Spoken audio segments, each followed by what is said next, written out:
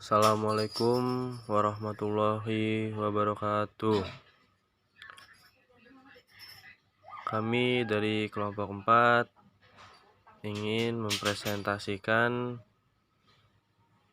tentang manajemen waktu kerja dan tenaga kerja asing.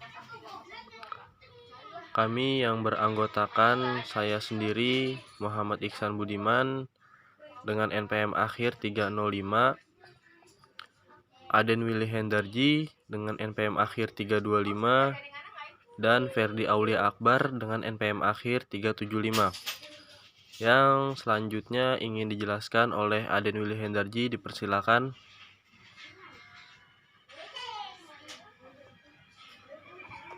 Manajemen waktu.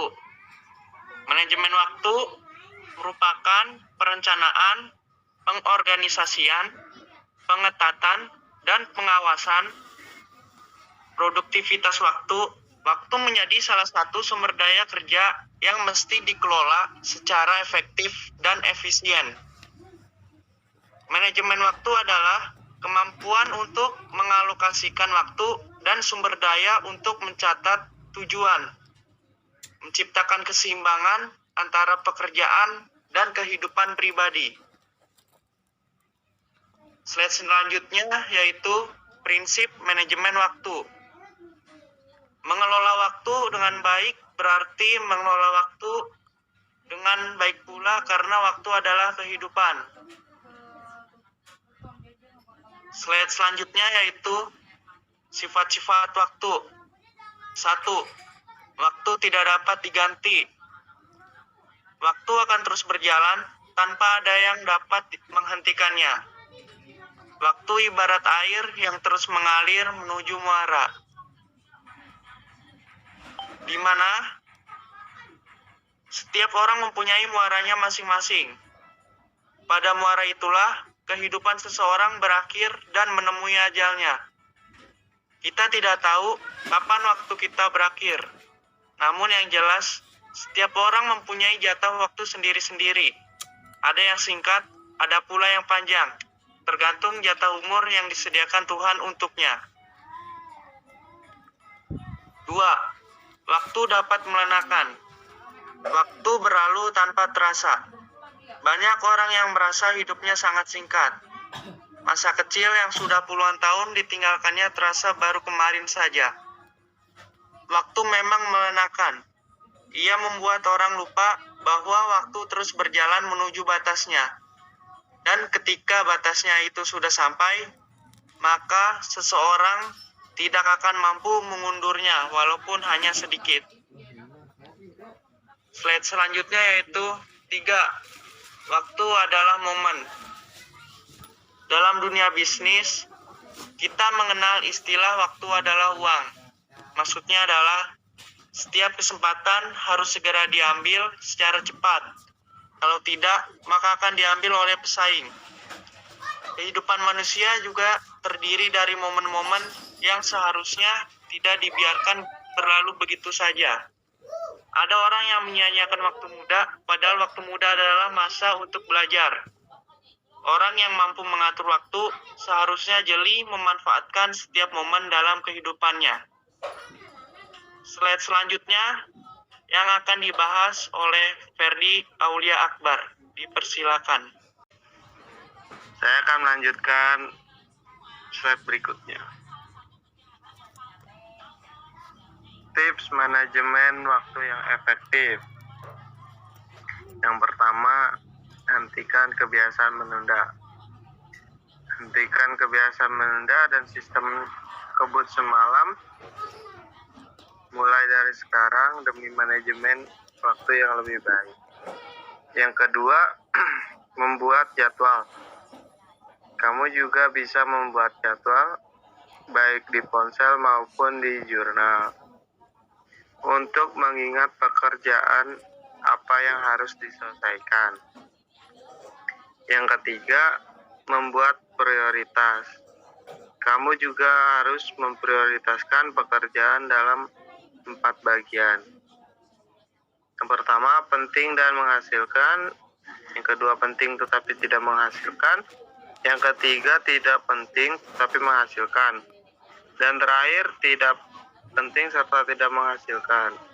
Kerjakan pekerjaan dalam golongan pertama disusul dengan pekerjaan dalam golongan lain.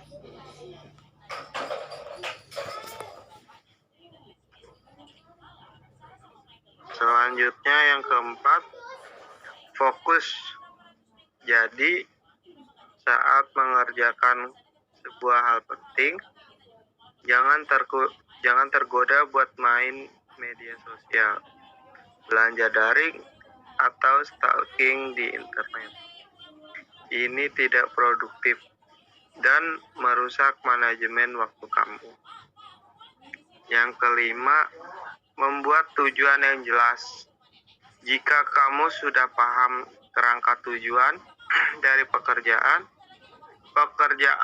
akan lebih mudah buat diselesaikan karena Anda tidak perlu bingung mengenai apa yang harus dilakukan terlebih dahulu.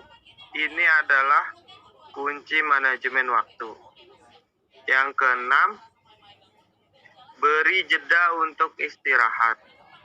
Menunda memang bukan hal yang baik, namun terus-menerus bekerja tanpa jeda akan menjadi sebuah hal yang merusak tubuh dan menurunkan konsentrasi.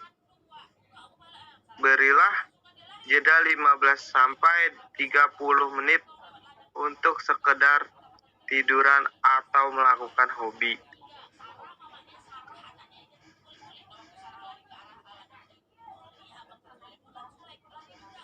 Teknik menyusun manajemen waktu. Yang pertama, cukupkan waktu tidur. Yang kedua, upayakan jadwal aktivitas berakhir pukul 22.00. Yang ketiga, pastikan jadwal tersebut sesuai dengan irama kerja dan jam biologis Anda. Yang keempat, luangkan waktu untuk istirahat sejenak di tengah waktu belajar. Yang kelima, biasakan untuk melakukan hal-hal kecil atau ringan di sela-sela waktu istirahat atau ketika Anda sedang menunggu sesuatu. Yang keenam, belajar dan biasakan diri untuk berani menolak ajakan melakukan satu kegiatan tertentu yang dapat mengacaukan manajemen waktu Anda. Yang terakhir, bersikap realistik dan cukup fleksibel, serta jangan kaku.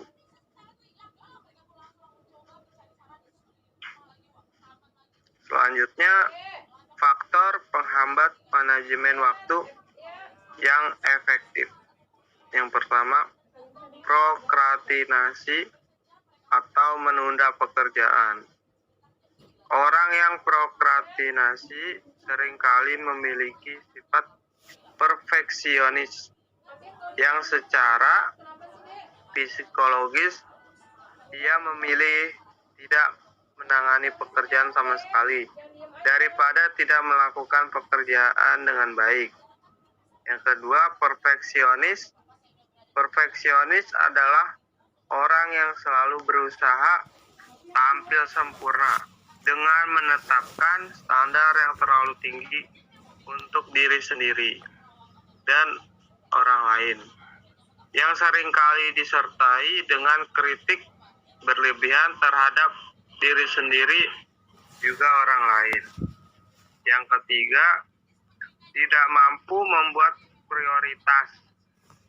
Skala prioritas sendiri bisa kita artikan sebagai deretan perbandingan tingkat keutamaan suatu hal yang diurutkan dari mana yang terpenting dan mendesak hingga yang paling tidak penting dan memiliki tingkat urgensi paling rendah.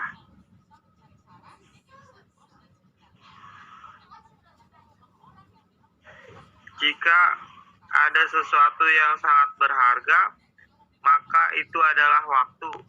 Siapapun orangnya tidak akan bisa mengulang setiap waktu yang sudah terlewatkan.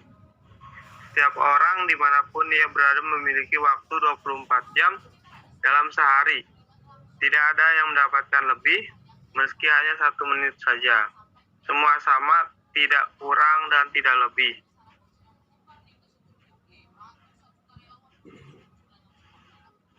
Selanjutnya, tenaga kerja asing. Tenaga kerja asing juga dipersempit, yaitu warga negara asing, pemegang visa dengan maksud bekerja di wilayah Indonesia. Di dalam ketentuan tersebut ditegaskan kembali bahwa setiap pemberi kerja yang mempekerjakan tenaga kerja asing wajib memiliki izin tertulis dari menteri atau pejabat yang ditunjuk. Slide selanjutnya akan dibacakan oleh Iksan Budiman. Baik, terima kasih Ferdi. Selanjutnya, Peraturan Nasional mengenai Tenaga Kerja Asing. 1. Keputusan Presiden Nomor 75 Tahun 1995 tentang penggunaan tenaga kerja warga negara asing pendatang atau TKW-NAP. Pada prinsipnya, Keputusan Presiden Nomor 75 Tahun 1995 tentang penggunaan tenaga kerja warga negara asing pendatang adalah mewajibkan pengutamaan penggunaan tenaga kerja Indonesia di bidang dan jenis pekerjaan yang tersedia, kecuali jika ada bidang dan jenis pekerjaan yang tersedia belum atau tidak sepenuhnya diisi oleh tenaga kerja Indonesia. Maka penggunaan tenaga kerja warga negara asing pendatang diperbolehkan sampai batas waktu tertentu yang berada pasal 2. Ketentuan ini mengharapkan agar tenaga kerja Indonesia kelak mampu mengadop skill tenaga kerja asing yang bersangkutan dan melaksanakan sendiri tanpa harus melibatkan tenaga kerja asing. Yang selanjutnya, Undang-Undang Nomor 13 Tahun 2003 tentang Ketenaga Kerjaan. Sebelumnya lahirnya Undang-Undang Nomor 13 Tahun 2003 tentang Ketenaga Kerjaan atau UUK. Penggunaan tenaga kerja asing di Indonesia diatur dalam Undang-Undang Nomor 3 Tahun 1958 tentang Penempatan Tenaga Kerja Asing atau UUP-TKA. UUK menegaskan bahwa setiap pengusaha dilarang memperkerjakan orang-orang asing tanpa izin tertulis dari menteri. Pengertian tenaga kerja asing juga dipersempit, yaitu warga negara asing pemegang visa dengan maksud bekerja di wilayah Indonesia. Di dalam ketentuan tersebut, ditegaskan kembali bahwa setiap pemberi kerja yang memperkerjakan tenaga kerja asing wajib memiliki izin tertulis dari menteri atau pejabat yang ditunjuk. Untuk memberikan kesempatan kerja yang lebih luas kepada tenaga kerja Indonesia atau TKI, pemerintah membatasi penggunaan tenaga kerja asing dan melakukan pengawasan.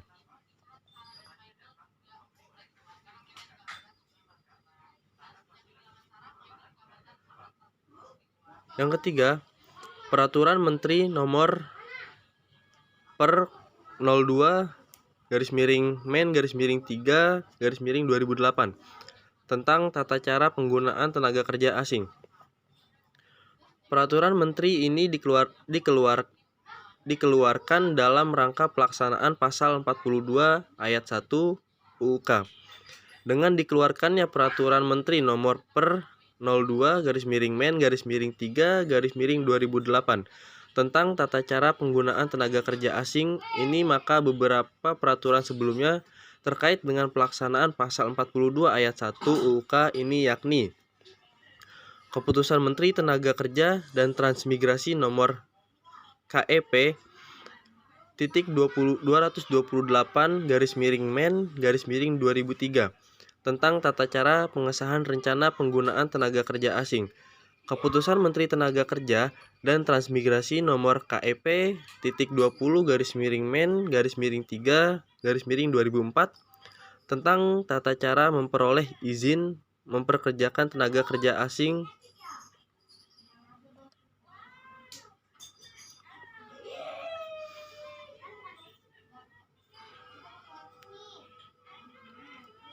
Yang selanjutnya,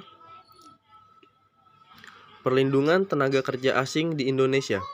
Yang pertama, jaminan kecelakaan. Yang kedua, jaminan kematian. Yang ketiga, jaminan hari tua. Dan yang keempat, jaminan pemeliharaan kesehatan.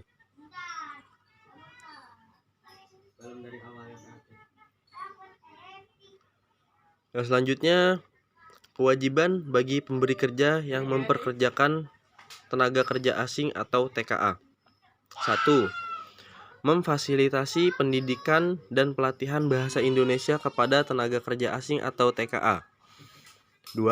Mendaftarkan tenaga kerja asing atau TKA dalam program jaminan sosial nasional bagi tenaga kerja asing yang bekerja lebih dari 6 bulan atau program asuransi pada perusahaan asuransi bagi tenaga kerja asing yang bekerja kurang dari 6 bulan. Program asuransi pada perusahaan asuransi yang dimaksud paling sedikit menjamin perlindungan untuk jenis risiko kecelakaan bekerja yang berisi berdasarkan pasal 6 ayat 1 dan pasal 7 ayat 1 PP 34/2021.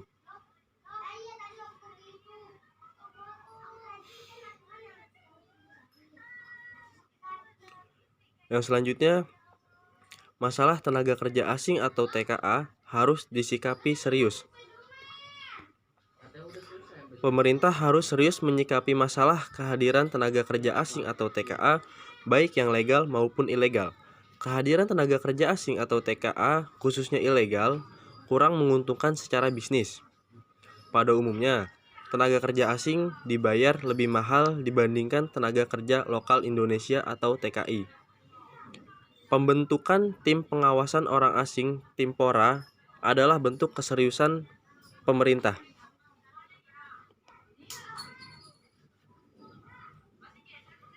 Yang selanjutnya, instansi pemerintah yang melakukan pembinaan dan pengawasan pada penggunaan tenaga kerja asing atau TKA. Pembinaan dan pengawasan pada norma penggunaan tenaga kerja asing atau TKA sesuai dengan ketentuan peraturan perundang-undangan di bidang ketenagakerjaan dilaksanakan oleh pengawas ketenagakerjaan pada kementerian yang menyelenggarakan urusan pemerintahan di bidang ketenagakerjaan dan atau dinas yang menyelenggarakan urusan pemerintahan di bidang ketenagakerjaan provinsi. Selain itu, pengawasan juga dilakukan oleh pejabat imigrasi yang bertugas di bidang pengawasan dan penindakan keimigrasian secara terkoordinasi sesuai dengan lingkup tugas dan kewenangan masing-masing. Sekian, terima kasih. Sekian dari kelompok 4. Mohon maaf bila ada salah-salah kata. Semoga apa yang kami presentasikan dapat dipahami. Sekian, wassalamualaikum warahmatullahi wabarakatuh.